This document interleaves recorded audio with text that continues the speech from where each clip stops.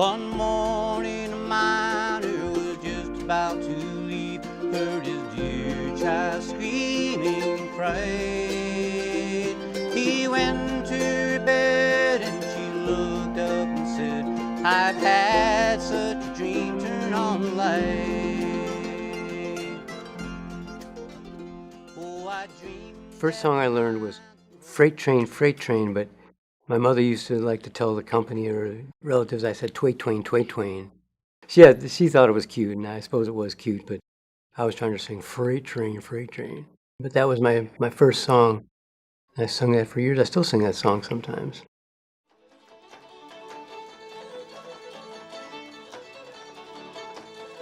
Well, I was a member of a group called the Greengrass Cloggers from 1984 to about 1988. But I liked dancing. And then when I had this opportunity to join this dance group, the Greengrass Cloggers, it also involved playing music and traveling. And I said, yeah, let me on board.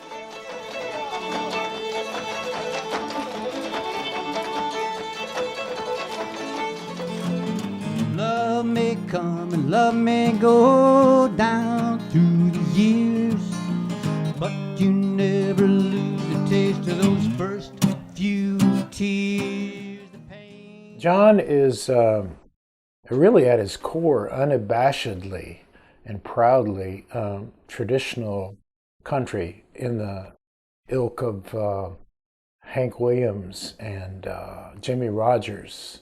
It's very easy to imagine John on the radio in the 1950s. But the other side of that, though, is he's a very prolific songwriter, and so he brings that tradition and plus old-time music and old-time gospel music, that whole tradition. He brings to it his own original songs. So he has a very fresh take. And so the combination of the two is really, is I think, the magic of what he does. When I was going through my phase of listening more than writing, I started paying attention to Hank Williams. That music just still speaks to me in a real primal way. It tells me what's going on in this man's heart, maybe my heart. And it was fun to just kind of remember Hank, not Hank the drunk or Hank the dead guy or whatever. Hank Williams, the vibrant, funny, lively, lovable songwriter, and the soulful, long-suffering, introspective songwriter. But he was a full person. We were putting together a musical show that had interpretations of country music artists throughout history, and we were looking for someone to represent Jimmie Rodgers, and John came on board. He knocked it out of the park.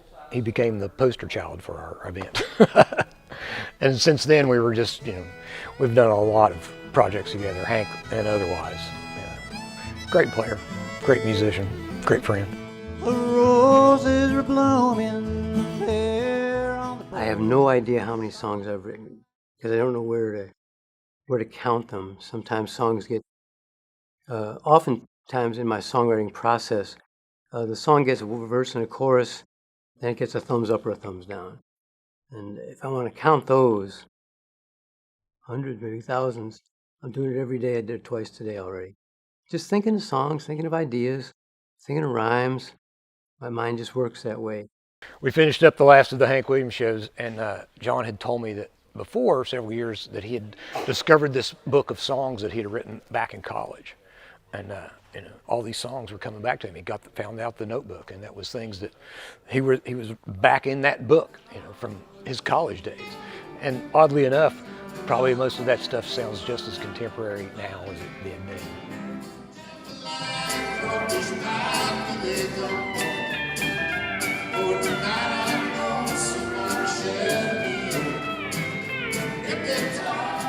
Like most of us, he draws from that kind of hillbilly stuff, but he does it really well.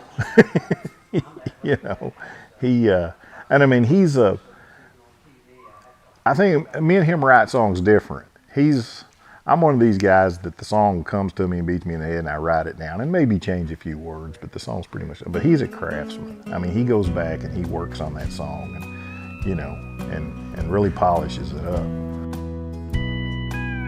I thought you'd never call, you never ride at all. Spring, summer, winter, fall, I thought you'd never call.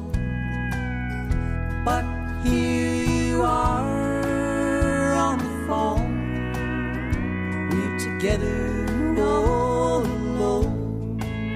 The sweetest voice I've ever known, I thought you'd never call. I thought you'd given up. You could plunk him down in most any decade between 1900 and 1980, or even beyond.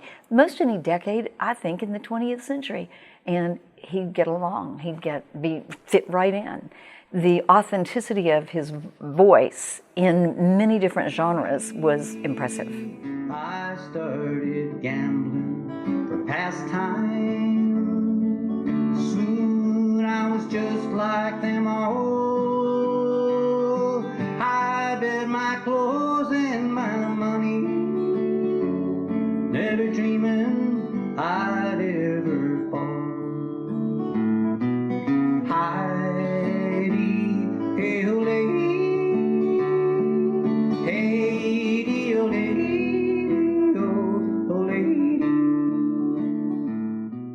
The first time I think I heard him, he has a song called "A Little Yo Goes a Long Way," and he's a world-class yodeler. I mean, he has gone to yodeling conventions. Did anybody ever know that there was such a thing as a yodeling convention? No, not me.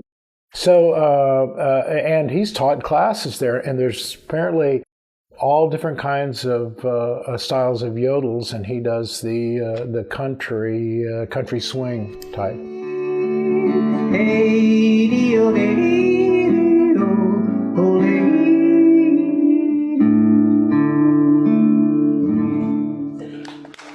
You know, he's a great guy, he's a great friend, and he's a great musical foil. You spend a lot of time talking to John, you'll eventually find yourself inspired to do things because he's inspired to do the things that he does. So, you know, it's an osmosis. You'll catch a little Lilly if you're around him. John's always professional. You know, he's got good playability, you know, good songs. He's always there, whatever you need.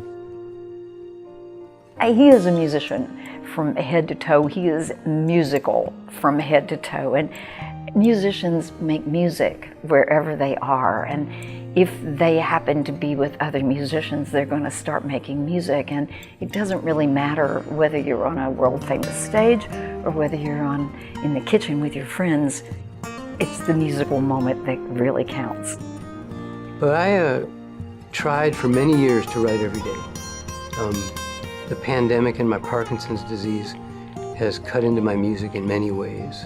It's been a very difficult time for me, and so much better to get together with people now and share the music. And I really appreciate the opportunity to get my music out with some people and get it outside of my dark little shadow that I hide in when I can't move and I can't play and I can't sing or perform, which is what the pandemic and Parkinson's disease has meant to me. It's been almost shutting off my main source of joy in life. The fact that I can write songs and people will come out and hear me and say hi to me on the street, that's the way God intended it. We're supposed to love each other, we're supposed to help each other. And Parkinson's disease has taught me that. Honestly, I thought, when my music was gone, I couldn't write, I couldn't sing, I couldn't play, why would I live? Music was my life. But I found out that's not so. I could go the rest of my life and never write a song and people will care just as much about me. If I never perform again, and I may never perform again. That's not why people like me. People like me because of who I am in here.